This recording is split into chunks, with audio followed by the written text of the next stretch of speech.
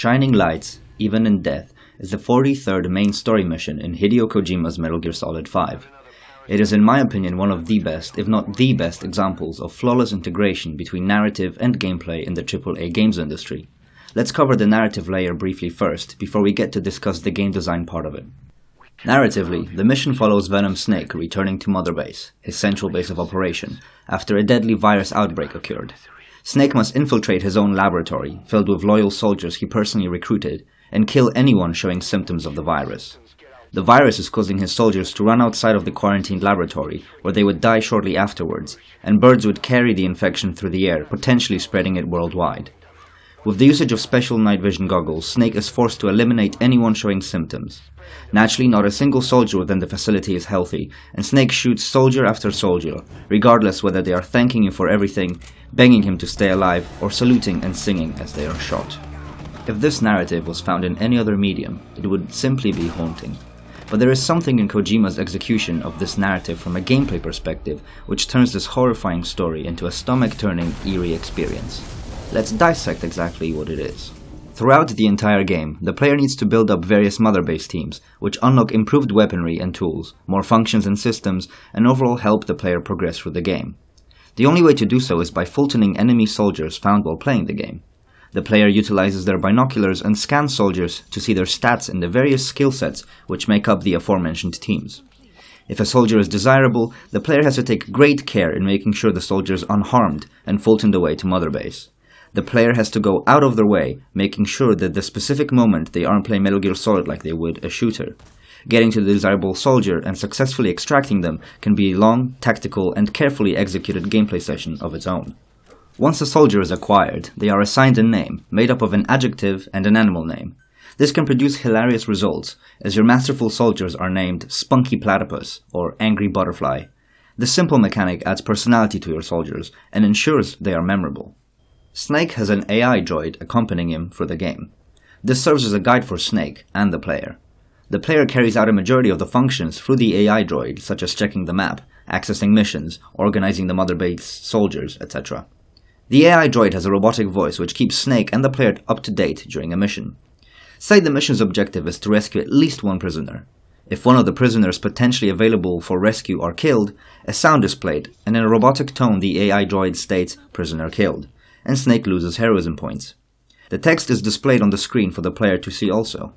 In a particular mission, where Mother Base gets invaded, a similar reaction happens when a friendly soldier is killed.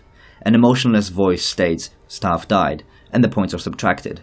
Naturally, this feels like a failure on the player's side. A knee-jerk reaction is to start the mission again, and make sure it doesn't happen.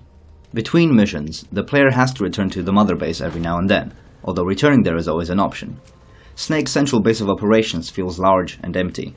Massive sprawling platforms are filled with nothing to do, and populated with soldiers the player acquired while playing the game.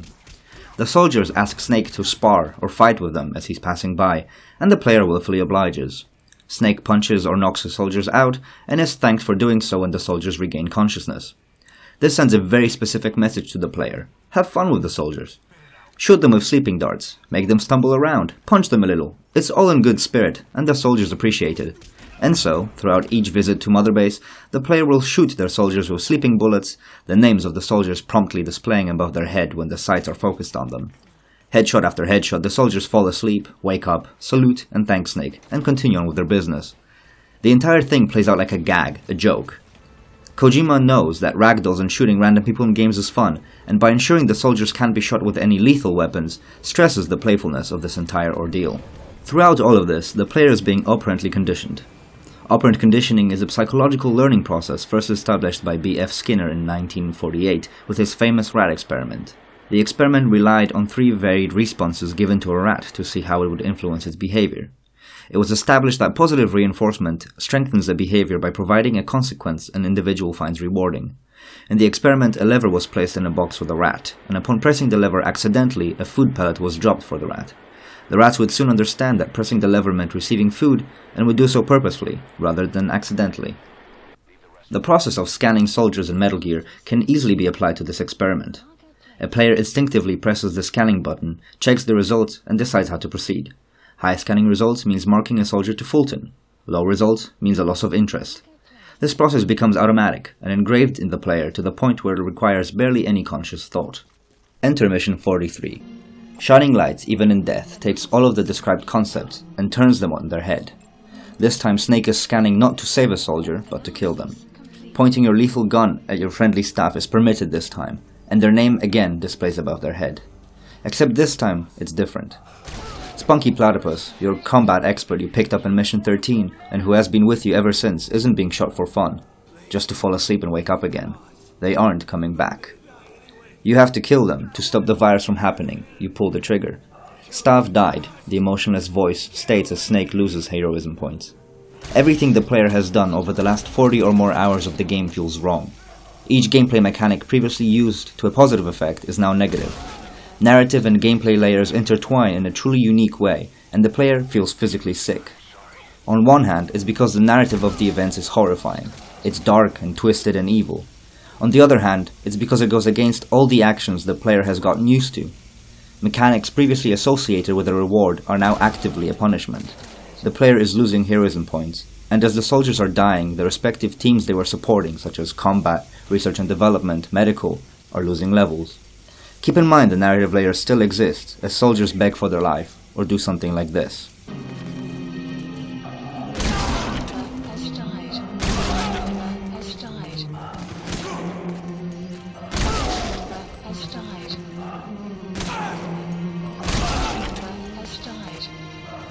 The mission is followed by a masterfully executed cutscene, and cements this entire experience as one of the most incredibly thought-out game design moments in a AAA release. While Metal Gear Solid 5 might not have been what people expected from an MGS game, and the story may leave many disappointed, there is no argument to be made against Kojima's ability to create an intricate system of mechanics and use it in unconventional ways to reinforce immersion.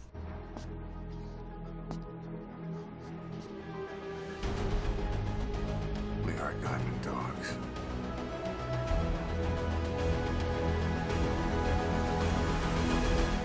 Thank you for watching.